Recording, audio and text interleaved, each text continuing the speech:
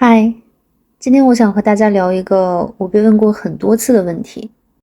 学习命理的人在日常生活中是更依赖于直觉行事呢，还是更倾向于理性分析呢？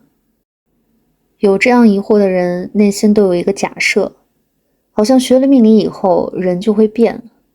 这其实是把工具和人的关系搞反了。很多人误认为接触命理之后人就会变得失去理性，比如有些人看到卦象说不宜出门，他就立马取消计划；有些人在做决定的时候，一旦感到心慌，就立刻认定是上天的预警，而不进行任何客观的分析。实际上，这些行为并不是学习命理导致的，而是人的思维模式本身就具有某种倾向性，命理只是让这种倾向变得更加明显了而已。我们可以把命理比作一把锤子，有人用锤子敲钉子盖房子，有人用它雕刻木头创造艺术，也有人用它砸玻璃搞破坏。锤子本身并不具备操控人怎么使用它的能力，是人本身的思维方式和目的决定了他手中锤子的用途和价值。那命理也是如此。命理学作为一门工具学科，和任何其他学科一样，并没有什么特殊之处。它本身并不具备任何的神秘性或决定性的力量，它只是宇宙运行规律的一种表达方式，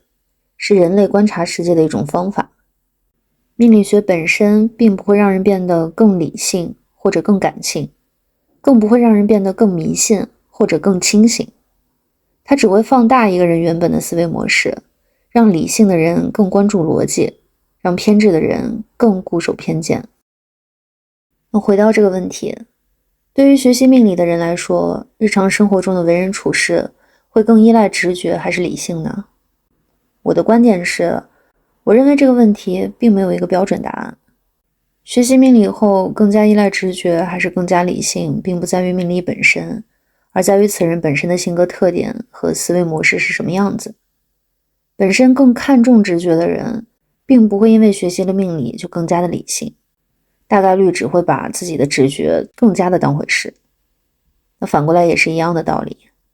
一个本身比较理性的人学习命理以后，也会更倾向于通过命理去思考和分析世间万物之间的规律，而不是盲目的依赖它，更不会因为接触了命理就突然间变得神经兮兮的。那这一点我在上一期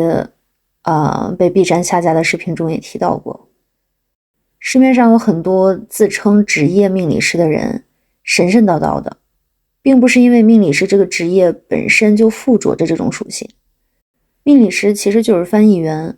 帮不懂命理学的人翻译一下信息而已。如果此人表现得神神叨叨的，那只能是这个人本身就那样，他就是不接触命理也会神神叨叨的。而命理学、玄学只是挡箭牌，替他们的神叨叨背了锅而已。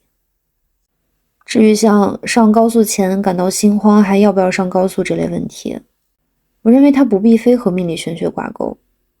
就算一个人从来没接触过命理和玄学，在上高速前感受到强烈的不对劲的感觉的话，我觉得大部分人都会选择能不上高速就不上高速了吧。这是生物本能会做出的自保行为，与接触命理玄学与否并没有太大的关联。总而言之，命理本身它就只是一个提供信息的工具，至于大家能通过这个工具提取出什么样的信息，则完全取决于使用者自身的思维习惯。